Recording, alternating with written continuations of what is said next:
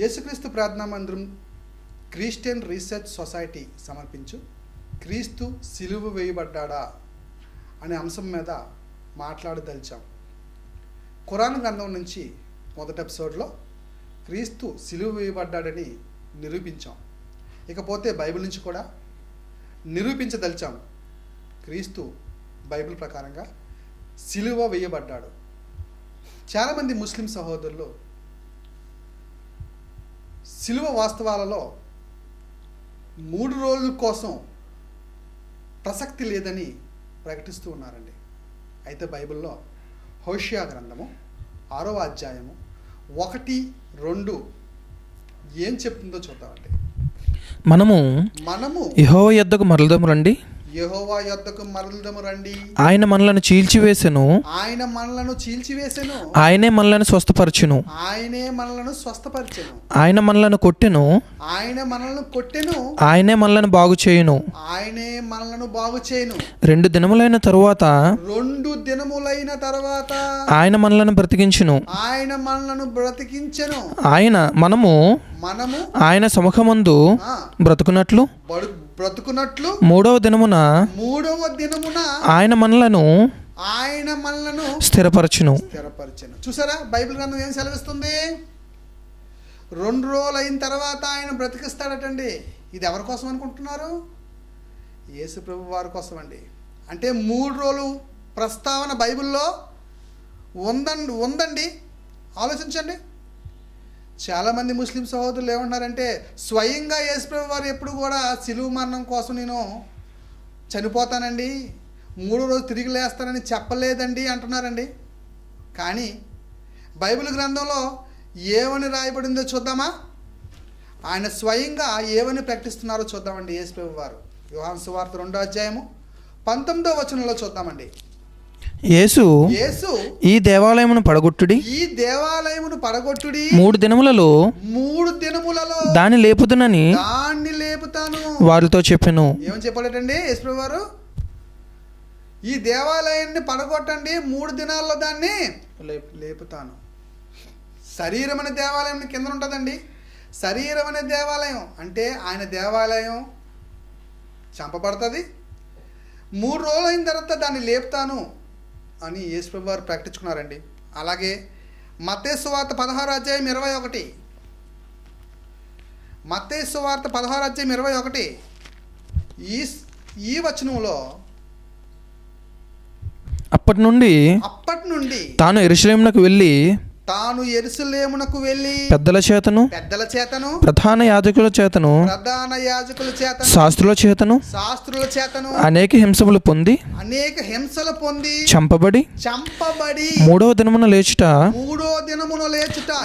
వారు స్వయంగా చెప్తున్నారు, నేను చంపబడతాను, 3వ దినాన లేపబడతాను అని. 17వ అధ్యాయము మత్తయి సువార్త 23వ వచనం. మత్తయి సువార్త 17వ అధ్యాయము 23వ వచనం చూద్దామండి. వారు ఆయనను చంపెదరు 3వ దినమున ఆయన లేచునని వారితో చెప్పగా, ఏమండి, చంపెదరు 3వ దినాన్న ఆయన లేచునని. మార్కు సువార్త 9వ అధ్యాయము 31 చూద్దామండి. మార్కు సువార్త 9వ అధ్యాయం 31 చూద్దామండి. ఏలయనగా ఆయన తన శిష్యులకు బోధించుచు మనుష్య కుమారుడు మనుషుల చేతికి అప్పగింపబడుచున్నాడు. వారు ఆయనను చంపెదరు. చంపబడిన 3 దినములకు ఆయన లేచునని. చంపబడ్డం ఉంది, 3 దినాన లేవడం ఉందని బైబిల్ గ్రంథం యేసుప్రభు వారి మాటలు చూడండి. లోకా రాసిన సువార్త 9వ అధ్యాయం 22వ వచనం చూద్దామండి. మనిషి కుమారుడు బహుశ్రమలు పొంది పెద్దల చేతను ప్రధాన యాజకుల చేతను శాస్త్రుల చేతను విసర్జింపబడి చంపబడి 3వ దినమున లేచుట అగత్యమని చెప్పాను. యేసుప్రభు స్వయంగా చెప్తున్నారు, నేను చంపబడతాను, 3వ దినాన లేపబడతాను. ఏమండి, యేసుప్రభు వారు పరిశుద్ధుడు కదండి. ఏమండి, దైవ కుమారుడు కదండి. అబద్ధం ఆడుతాడా? ఆడండి. కనుక ఆయన నిజం చెప్పాడు, నేను చంపబడతాను, 3వ దినాన లేపబడతాను. ఏమండి, యోహాను రాసిన సువార్త 10వ అధ్యాయం 18వ వచనంలో ఏమంటున్నాడో చూద్దామండి.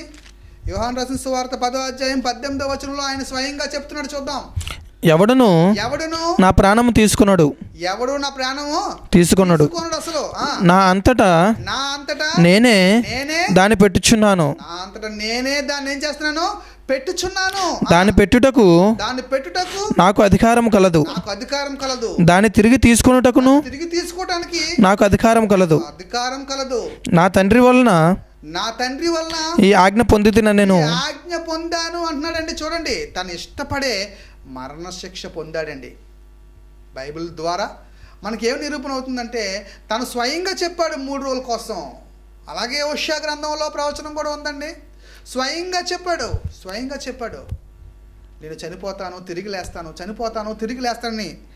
ఏమండి, చాలామంది ముస్లిం సహోదరులు ఏమండి కీర్తన గ్రంథం 22:1 ప్రకారంగా, కీర్తన గ్రంథం 22:1, నా దేవా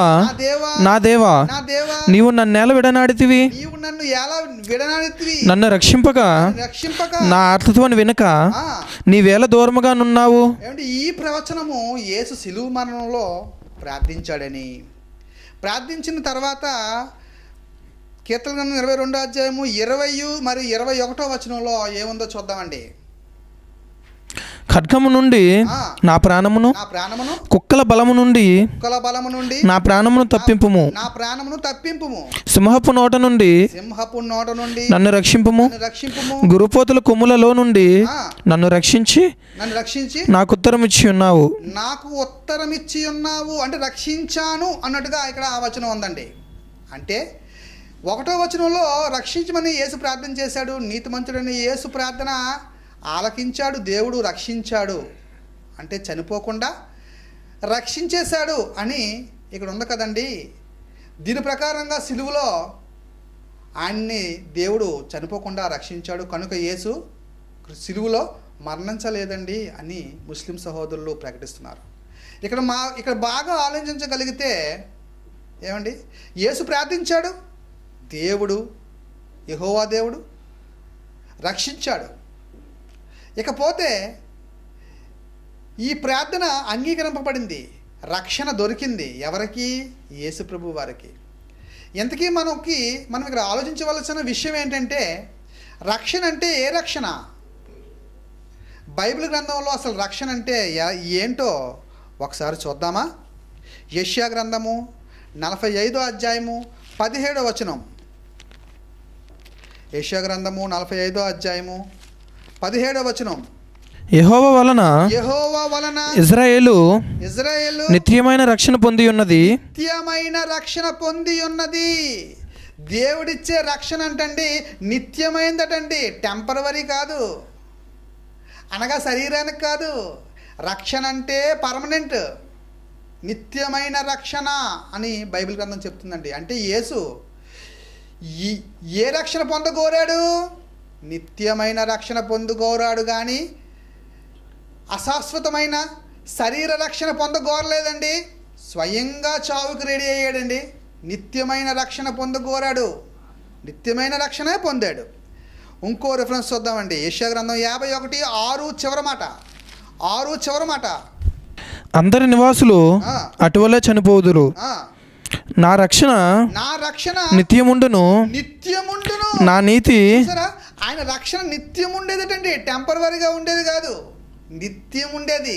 ఏమండి ఆలోచించండి ఒకసారి. కీర్తన గ్రంథము 68:20 దేవుడు మా పక్షమున పూర్ణ రక్షణ ఇచ్చే రక్షణ నిత్యమైనది, దేవుడిచ్చే రక్షణ పూర్ణమైనది. ఆలోచించండి. అలాగే కొత్త నిబంధనలో కూడా యేసు ప్రార్థనకి జవాబు ఎలాగొచ్చిందో చూద్దామండి. హెబ్రీయులు రాసిన పత్రిక 5వ అధ్యాయము 7-10 వరకు చూద్దామండి. శరీరధారి అయి ఉన్న దినములలో యేసు ప్రభు వారటండి శరీరధారి అయి దినములలో ప్రార్థించారో చెప్తున్నారండి ఇక్కడ. మహారోదనముతోనూ కన్నీళ్లతోనూ తన్ను మరణం నుండి రక్షింపగలవానికి, చూడండి, తన్ను మరణము నుండి రక్షింపగలవానికి. మరణము నుండి రక్షింపగలవానికి అంటే ఏ మరణం కోసం అనుకుంటున్నారు? నిత్యము కాని శరీర మరణం కోసం అనుకుంటున్నారా? లేదండి, దేవుడిచ్చే రక్షణ నిత్య రక్షణ అని మనం ఇందాక రిఫరెన్స్లో చూసుకున్నాం. అంటే యేసుప్రభు వారు ఏ రక్షణ కోరారు? ఏ మరణం నుంచి రక్షించాలని ప్రార్థించారు అంటే రెండో మరణం నుండి రక్షించటానికి ప్రార్థించారండి. ఆ రెండో మరణం కోసమే ఇక్కడ చెప్పబడుతుంది. చదవండి. మరణం నుండి రక్షింపగలవానికి ప్రార్థనలను యాచనలను సమర్పించి భయభక్తులు కలిగి ఉన్నందున ఆయన అంగీకరింపబడెను. ఇకపోతే 5వ అధ్యాయము 10వ వచనంలో మనం ఆలోచిస్తే చదవండి. తనకు విధేయులైన వారందరికీ నిత్య రక్షణ. చూసారా, ఈ ప్రార్థన పైనుంచి మనం కింద వరకు 10వ వచనం వరకు ఆలోచిస్తే కారకుడాయను, నిత్య రక్షణకు ఆయన కూడా కారకుడాయను. అంటే దేవుడిచ్చే రక్షణ ఎటువంటిదంటే నిత్య రక్షణ అని బైబిల్ గ్రంథం సూచిస్తుంది. యేసుప్రభు వారు నిత్య రక్షకుడు, నిత్య రక్షణ ఇచ్చే రక్షకుడు. అనగా శరీరానికి కాదండి, ఏమండి, ఆత్మల రక్షకుడు అండి. ఒకసారి ఈ రిఫరెన్స్ చూద్దామండి. కీర్తన గ్రంథం 31:5వ వచనం. కీర్తన గ్రంథం 31:5వ వచనం చూద్దామండి. నా ఆత్మను నీ చేతికి అప్పగించుచున్నాను. యేసు ప్రార్థన చూసారా? నా ఆత్మను నీ చేతికి అప్పగించుచున్నాను. లోకరాసిన సువార్త 23వ అధ్యాయము 46వ వచనం చూడండి. ఆ ప్రవచనం ఇక్కడ ఎలా నెరవేరిందో మీకు తెలుస్తుంది. అప్పుడు యేసు గొప్ప శబ్దముతో కేకవేసి, తండ్రి నీ చేతికి నా ఆత్మను అప్పగించుకొనుచున్నాను. అంటే రక్షించమన్నది దేన్ని అన్నమాట? ఆత్మనన్నమాట. అప్పగిస్తుంది శరీరాన్న ఆత్మనన్నమాట. ఏమండి, యేసు ఆత్మరక్షణ కోసం ప్రార్థించాడు. తండ్రి ఆ ప్రార్థన అంగీకరించాడు. ఒక్కసారి ఆలోచించండి. ఏమండి, క్రీస్తు శిలువ మీద మరణించాడండి, శరీరాన్ని అప్పగించాడు, ఆత్మను మాత్రం తండ్రికి అప్పగించాడండి. ఒక్క యేసేనా అప్పగించాడు? బైబిల్లో ఇంకెవరు అప్పగించలేదా? ఏమని చెప్తున్నాడో చూద్దాం ఒకసారి. అపోస్తుల కార్యాలు 7వ అధ్యాయము 59వ వచనం. ఇక్కడ స్టెఫన్ గారు ఏమని పలుకుతున్నారో చూద్దామండి. ప్రభువును గూర్చి మొరపెట్టుచు, యేసు ప్రభువా నా ఆత్మను చేర్చుకొనుమని స్టెఫను పలుకుచుండగా, స్టెఫను పలికాడటండి. యేసు ప్రభువుకు అప్పగించాడు ఈయన. ఏమండి, యేసు ప్రభువు వారు తండ్రికి అప్పగించాడు ఆత్మనే. ఎందుకంటే యేసుకు తండ్రి అయిన దేవుడు ఉన్నాడు. స్టెఫన్కి ఎవరున్నారండి? యేసు ప్రభు వారు ఉన్నారండి. యేసుకు దేవుడు తండ్రి అయిన దేవుడు అయితే స్టెఫన్కి దేవుడు ఎవరయ్యారు? యేసు అయ్యారండి. ఆలోచించండి. స్టెఫన్ గారు ఆత్మని ఎవరికి అప్పగిస్తున్నారు? యేసుకు అప్పగిస్తున్నారండి. అలాగే మనల్ని కూడా ఆత్మనే అప్పగించమన్నాడు. చూద్దామా? పేతురు రాసిన మొదటి పత్రిక 4వ అధ్యాయము 19వ వచనం అండి. కాబట్టి దేవుని చిత్త ప్రకారము బాధపడువారు సత్ప్రవర్తన గలవారై నమ్మకమైన సృష్టికర్తకు తమ ఆత్మలను అప్పగించుకొనవలెను. శరీరాన్ని అప్పగించాలా, ఆత్మన? ఆలోచించండి. ఏమండి, కనుక తండ్రి అయిన దేవుడు నిత్య రక్షణ ఇస్తున్నాడు. యేసు ప్రభువు నిత్య రక్షణ ఇస్తున్నాడు. ఆ రక్షణే పరలోకం, ఆ పరలోకం ఆత్మకి. ఇంకా చూద్దామండి బైబిల్లో 1 పేతురు రాసిన పత్రిక 1వ అధ్యాయము 9వ వచనాన్ని చూద్దామండి. ఇప్పుడు ఆయనను కన్నులారా చూడకయే విశ్వసించుచు మీ విశ్వాసమునకు ఫలమును అనగా ఆత్మరక్షణను పొందొచ్చు. బైబిల్ ఏం చెప్తుందండి?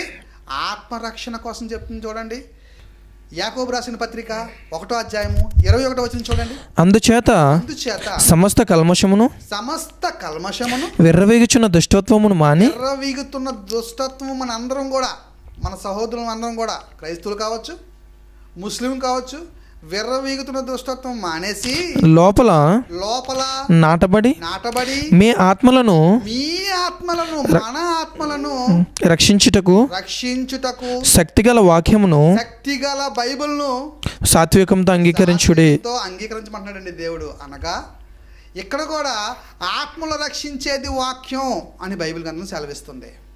ఒకసారి ఆలోచించండి. అంటే యేసు సిలువ మీద నుంచి ప్రార్థించాడు, దేన్ని రక్షించమని? ఆత్మను రక్షించమని. దేవుడు రక్షించాడు దేన్ని? ఆత్మను.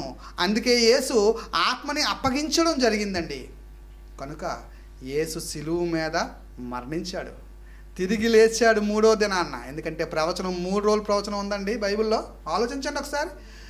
ఇంకొకటి మీకు చెప్పి ఈ ప్రసంగాన్ని ముగిస్తానండి. యోహాను సువార్త 19వ అధ్యాయము 34 నుంచి చూద్దామండి. ఇక్కడ ఒకడు బల్లెముతో యేసు పక్కలో పొడిచాడండి. అక్కడ ఒక సందర్భం మీకు చెప్తాను, బాగా వినాలి. యోహాను సువార్త 19వ అధ్యాయము 34 నుంచి 37 వరకు చూద్దామండి. సైనికులలో ఒకడు ఈటతో ఆయన ప్రక్కన పొడిచెను. వెంటనే రక్తమును నీళ్లును కారెను. ఇక్కడ మనం బాగా ఆలోచించగలిగితే యేసుప్రభు వారు చనిపోయిన తర్వాత సందర్భం అండి. ఒకడు ఈటతో యేసుప్రభు వారు పక్కలో పొడగానే ఏమండి, రక్తము నీళ్లను కారెను అని రాయబడిందండి. ఒక బ్రతుకున్న వ్యక్తికి మనం ఒక కత్తి తీసుకొని పొడిచామనుకోండి, అప్పుడు రక్తం ఏమవుతుందంటేనండి, చిందుతుందండి. బ్రతుకున్న వ్యక్తికి రక్తము కారదు, చిందుతుంది. ఎందుకంటే రక్తం ప్రవహిస్తుంటుందండి బాడీలో, కనుక రక్తం చిందుతుంది. ఈ సందర్భంలో యేసు చనిపోయాడు కనుక ఇక్కడ పరిశుద్ధాత్మ దేవుడు కారెను. ఏటేటి కారెను? రక్తము నీరు కారెను. ఒక చనిపోయిన వ్యక్తికి మాత్రమే రక్తము నీరు కారుతుందని మనకు అర్థమవటం లేదా? ఒకసారి ఆలోచించండి. ఇక్కడ కారెను అనే పదం పరిశుద్ధాత్మ దేవుడు ఎంత చక్కగా రాయించాడండి. చాలామంది ముస్లిం సహోదరులు అంటున్నారు, సిలువ వేసినప్పుడు శిష్యులు కానీ దూరం నుంచి ఉన్నారండి, వాళ్ళు సరిగ్గా చూడలేదండి, వాళ్ళు ఏ రకంగా కరెక్ట్గా రాసి ఉంటారండి అంటున్నారండి. తప్పండి. చాలామంది ఉన్నారండి, దగ్గరుండి నిలబడి చూశారండి. చూద్దామా ఎవరెవరో? చూద్దామా? ఇదే 19వ అధ్యాయము 34 నుంచి చదువుకొని వెళ్తేనండి ఒక మంచి మాట ఉంటుంది, చూద్దామండి. ఇది చూచినవాడు సాక్ష్యం ఇచ్చుచున్నాడు, అతని సాక్ష్యము సత్యమే. ఇది యోహాను కోసం రాయబడిందండి. యోహాను గారు అక్కడే నిలబడి చూచారండి. మీరు నమ్మునట్లు అతడు సత్యం చెప్పుచున్నాడని ఆయన నెరుగును. అతని ఎముకలలో ఒకటైనా విరవబడదు అను లేఖనము నెరవేరినట్లు ఇవి జరిగెను. ఇది జరిగిందటండి. ఆలోచించండి. అక్కడ నించుంది ఎవరండి? యోహాను గారండి. అంటే సిలువ మనం దగ్గర నుంచే చూసినట్టుగా కనబడుతుందండి. అలాగే ఇంకో రెఫరెన్స్ చూద్దామా? మార్కు సువార్త 15వ అధ్యాయము 39వ వచనం. మార్కు సువార్త 15వ అధ్యాయము 39వ వచనంలో ఏముందో చూద్దామండి. ఆయనకెదురుగా నిలిచియున్న శతాధిపతి ఆయన ఎలాగు ప్రాణం విడుచుట చూచి నిజముగా ఈ మనుషుడు దేవుని కుమారుడే అని చెప్పాను. దగ్గర చూశాడటండి ఈయన. అక్కడ యోహాను గారు దగ్గర నుంచి చూశారు, ఇక్కడ శతాధిపతి దగ్గర నుంచి చూశారు. చాలామంది దగ్గర నుంచి చూడలేదని అన్నారండి. మరి ఇక్కడ ఉంది కదండి. కనుక యేసుప్రభు వారు 100% తన నోటితో చెప్పాడు, నేను చనిపోతాను, 3వ దినాన్న తిరిగి లేస్తానని. అలాగే చెప్పినట్టుగా ఆయన చనిపోయాడు, తిరిగి లేచాడు. చనిపోయినప్పుడు శరీరాన్ని అప్పగించాడు మనందరి కోసం, మన పాపాల కోసం. ఆత్మను దేవుడికి అప్పగించాడు. ఆలోచించండి. క్రీస్తు సిలువపై మరణించాడు బైబిల్ ప్రకారంగా, అలాగే ఖురాన్ ప్రకారంగా కూడా. కనుక మీరు నమ్మాలి, ఖచ్చితంగా నమ్మాలి. ప్రియ సహోదరులారా, ఖురాన్ మరియు బైబిల్ వెలుగులో క్రీస్తు సిలువ వేయబడ్డాడని ఖురాన్ గ్రంథం ప్రకారంగాను బైబిల్ గ్రంథం ప్రకారంగాను మాట్లాడడం జరిగింది. ప్రియ సహోదరులారా, మనమందరము క్రీస్తు దగ్గరికి రావాలి.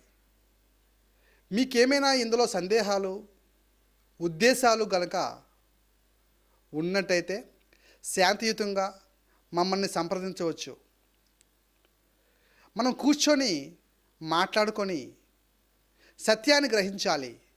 సత్యము నుండి సర్వసత్యానికి మనం వెళ్ళాలని మా ఆకాంక్ష. మా అడ్రస్ కిందన ఇవ్వబడుతుంది కనుక దానికి మీరు సంప్రదించాలని ఆశిస్తున్నాను. ఖురాన్ గ్రంథంలో నుంచి కానీ బైబిల్ గ్రంథంలో నుంచి కానీ ఏ విధమైన మాటలు మాతో మాట్లాడాలన్నా మమ్మల్ని సంప్రదించ ప్రార్థన. అందరికీ వందనాలు. యేసు పేరట శుభాభివందనాలు.